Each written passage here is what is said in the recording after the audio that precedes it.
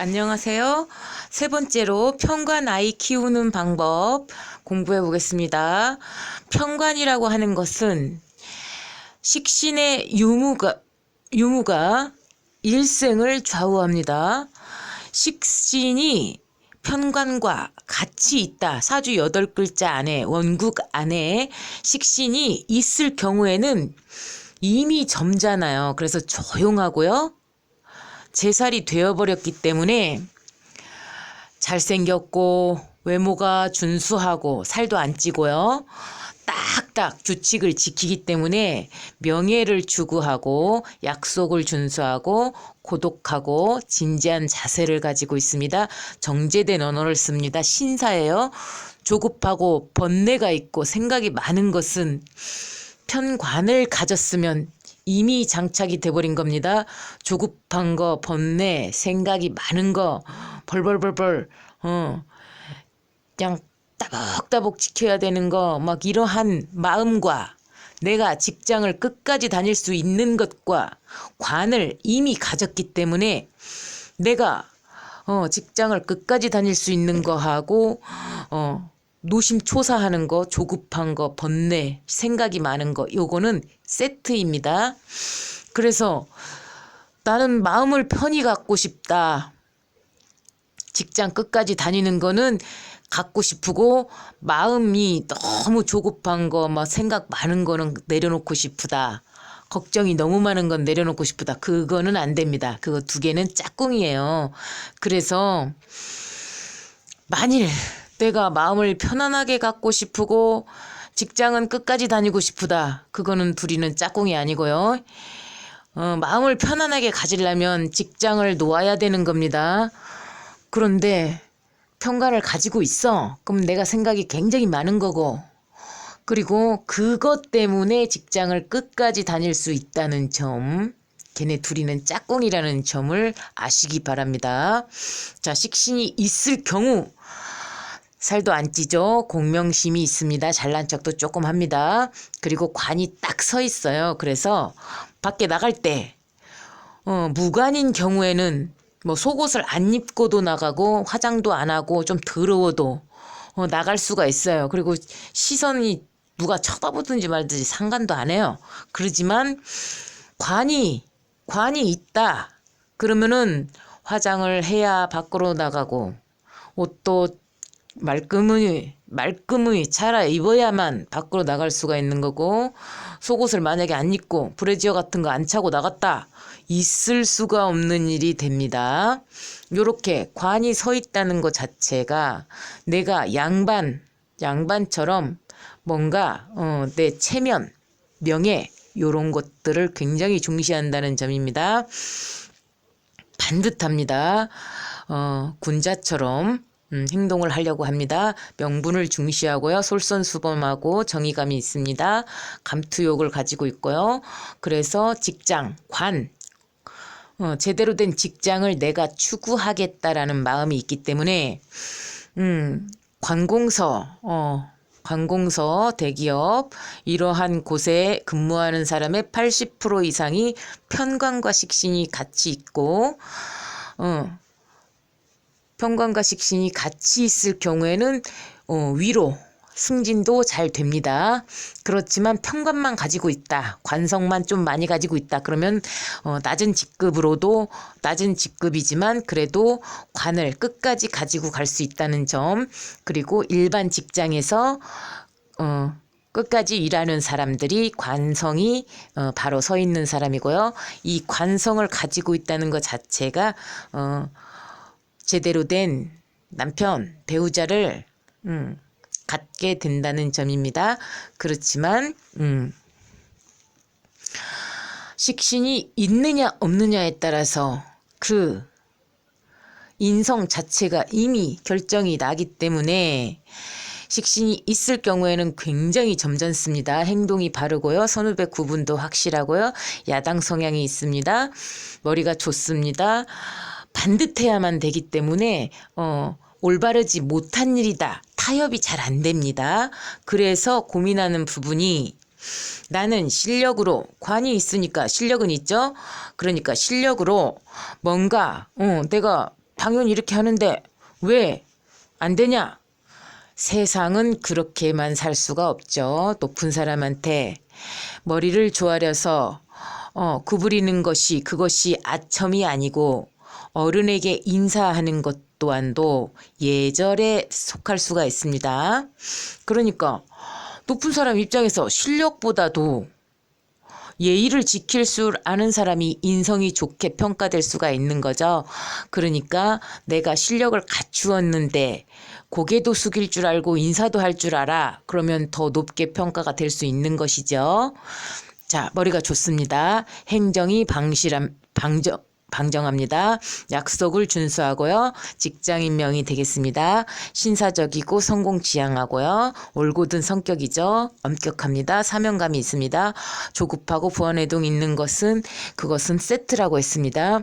이러한 성향이 식신이 있을 경우에는 조금 보드라운 형태, 점잖은 형태로 나타나기 때문에 불평, 불만도 물론 갖고 있어요. 어디가 잘못됐는지를 다 파악을 해요. 그렇지만 식신이 있을 경우에는 그거를 막 따지지 않죠. 내가 가지고는 있어요. 알고는 있어요. 자존심도 되게 강해요.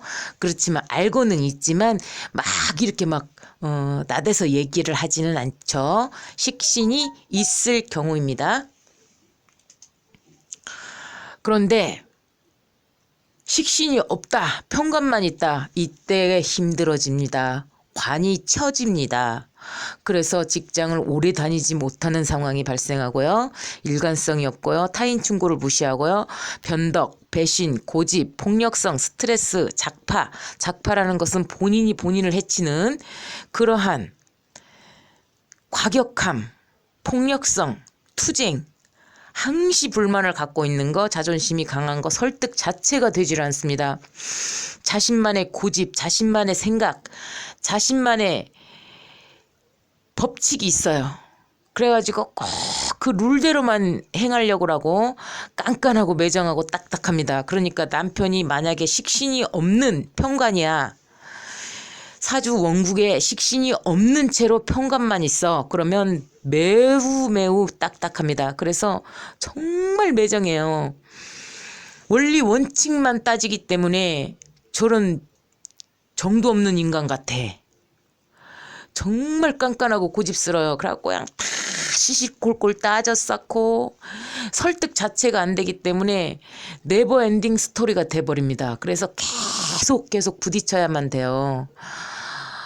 감정 표출이 얼굴에 바로 나타나기 때문에 험악한 인상, 자기 말대로 안 따라줬을 때 그 험악한 인상, 실수 같은 걸 용납을 안 하죠. 자기 기준에 의해서. 자기 기준이 굉장히 맞다고 생각하고 자기는 법 없이도 살 사람인 것 같고 본인은 잘못한 게 전혀 없어요. 자기는 굉장히 바른 사람이라고 생각을 하죠. 냉정한 어투를 쓰고요.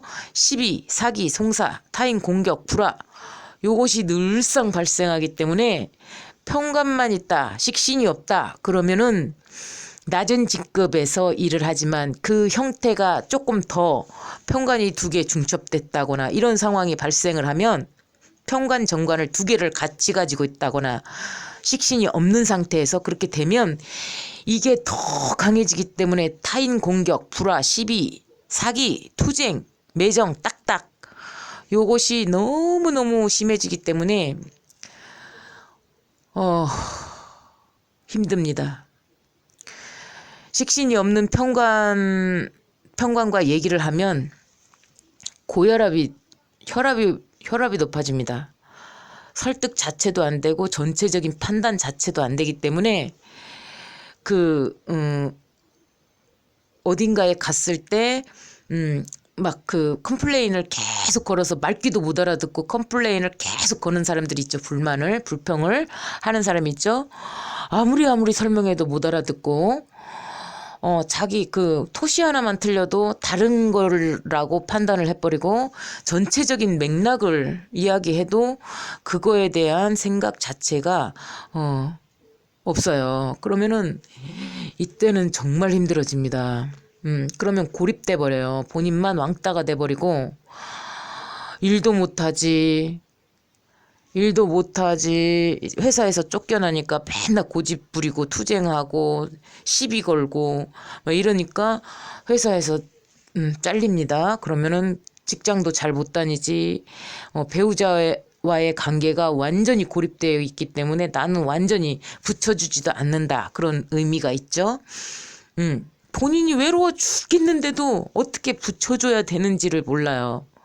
이런 경우 식신이 있는 편관이면은 문제가 없어요. 그대로 잘 키워주시면 되고요. 우리 아이가 편관이야. 그러면은 이럴 경우에는 정말 고민이 되죠. 아무리 설명해줘도 못 알아듣는데 어쩝니까? 그러면 차라리 기술을 딱 배울 수 있게끔 해갖고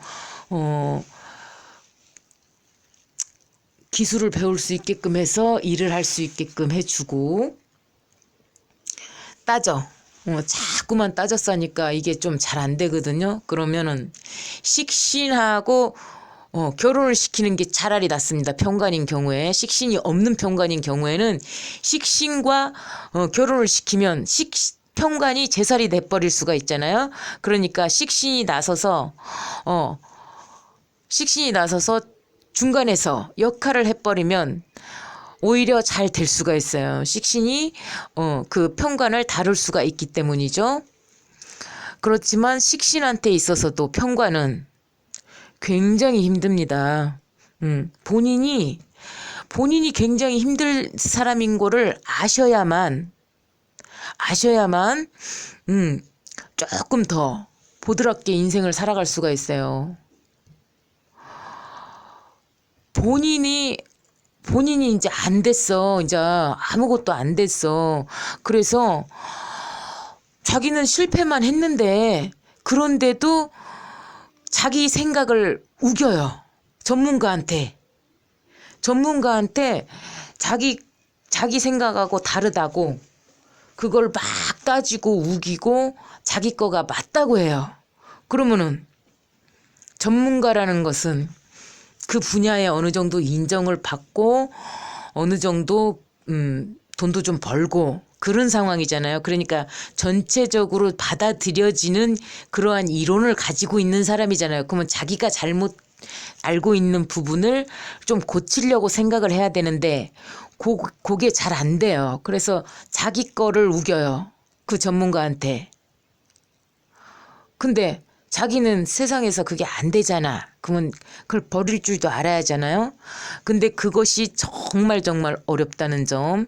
그러면 우리 편관 아이를 키우면은 고혈압이 올라가지고 요거를 어떻게 할 수가 없어요.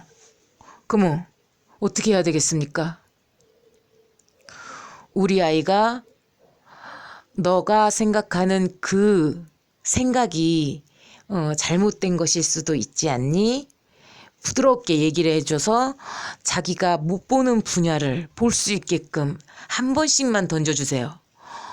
어차피 이 아이는 자기 생각을 바꾸지를 않기 때문에 또 다른 사람한테도 막 집요하게 따지기 때문에 다른 사람들도 다 힘들어해요. 그럼 고립되잖아요. 그러면 외롭잖아. 너가 이렇게 하는 것이 다른 사람한테는 힘들 수가 있어.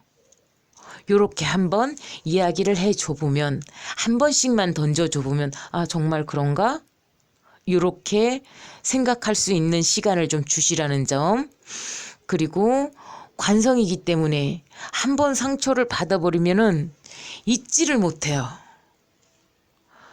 그걸 다 기억하고 있어요. 그러니까 우리 편관에 식신이 없는 편관인 경우 기술을 배워서 직장을 다닐 수 있게끔 하면서 내가 잘못된 것일 수도 있어. 사람하고 잘 지내는 게 오히려 더 좋지 않아?